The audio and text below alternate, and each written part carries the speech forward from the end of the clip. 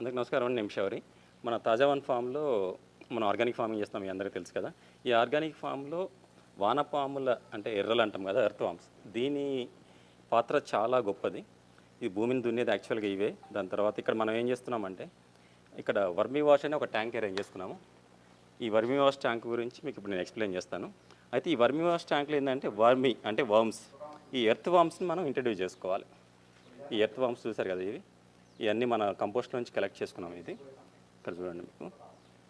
అయితే ఈ vermi wash ఏం చేస్తుందంటే, దీంట్లో ఏం చేస్తామంటే, ఒక లేయర్ మన దగ్గర దొరికిన ఏదైతే గడ్డి, గాదము ఇట్లాంటివన్నీ మెడిసినల్ ప్లాంట్స్ అన్నీ కూడా తీసుకొచ్చి కొంచెం ఎండబెట్టిన తర్వాత ఒక లేయర్ వేస్తాము. ఇంకొక లేయర్ కొంచెం వారం రోజుల పెండ వేస్తాము. మళ్ళీ లేయర్ చెత్త అట్లా వేసుకుంటూ పోతాము. అయితే దీనికి కావాల్సింది ఏంటంటే, వానపాములు అనేది మెయిన్ దీంట్లో ప్రముఖ పాత్ర పోషిస్తాయి. ఆ వానపాములు ఏం చేస్తాయి అంటే, ఆ ఆకులను తినుకుంటూ, ఆ పెండని తినుకుంటూ, దాని నుంచి కొన్ని రకమైన దాన్ని ఏదైతే ఉందో అది రిలీజ్ చేస్తూ ఉంటుంది. దాన్ని సిక్రేషన్ అంటాం. దాని షిట్ కానీ ఇవన్నీ కూడా అవి రిలీజ్ చేస్తూ ఉంటాయి. ఆ రిలీజ్ చేసినప్పుడు ఏమవుతుందంటే, దీనికి ఎట్లనే కాదు, దీనికి మళ్ళీ మాయిశ్చర్ ఉండాలి, ఇట్లా తడిగా ఉండాలి. ఆ మాయిశ్చర్ కోసం ఏం చేస్తామంటే, మనం అట్లా వాటర్ డ్రిప్పింగ్ పెడతాం దీంట్లో. ఆ వాటర్తో పడుతూ ఉంటుందంటే మాయిశ్చర్ మెయింటైన్ అవుతూ ఉంటుంది. దాని తర్వాత ఫస్ట్ 15 రోజుల తర్వాత మనం ఒక బ్యాచ్ ఇక్కడ తీసుకుంటే, ఇక్కడ చూపిస్తున్నా, ఇక్కడ మనకి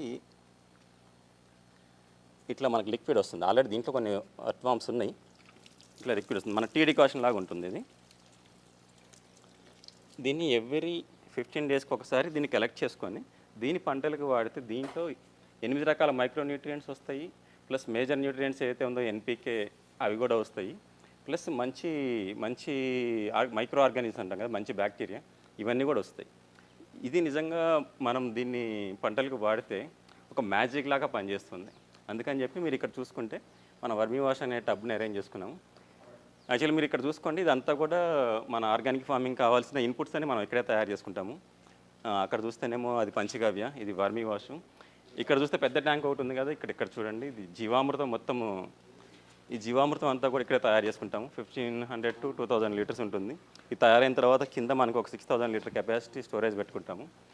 ఇంకా చూసుకుంటే మనకు అక్కడ అన్ని డ్రమ్స్ కనిపిస్తున్నాయి కదా, ఇవన్నీ కూడా తర్వాత మీకు చూపిస్తాం ఏమేం చేస్తున్నాం అని చెప్పేసి. ఒక్కసారి పైకి వెళ్దాం దా శ్రీరామ్.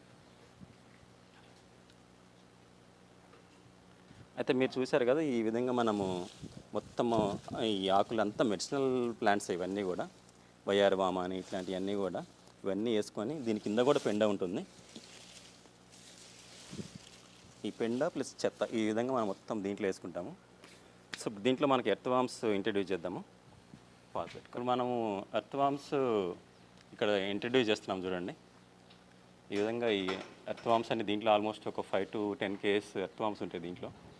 ఈ విధంగా వేయటం వల్ల ఏంటంటే, ఇవి మొత్తము అవి పిల్లల్ని పెట్టుకుంటూ చాలా తయారవుతుంది. చాలా తయారైన తర్వాత దీన్ని ఆ ఎరువుగా మార్చే క్రమంలో ఆ సొల్యూషన్ అనేది, లిక్విడ్ అనేది రిలీజ్ అవుతూ ఉంటుంది.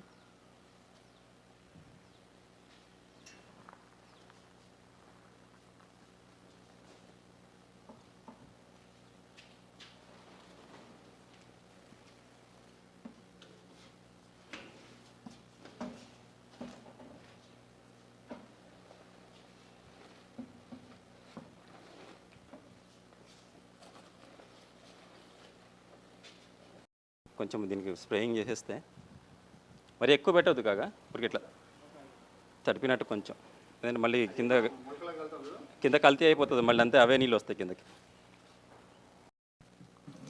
సో వర్మీ వాష్ లిక్విడ్ అనేది ఇట్లా ఉంటుంది, మీరు చూడవచ్చు. ఇది ఎటువంటి వాసన కూడా రాదు, చాలా నీట్గా ఉంటుంది. సేమ్ మన టీ డికాషన్ ఎట్లా పెట్టుకుంటాం అట్లనే ఉంటుంది.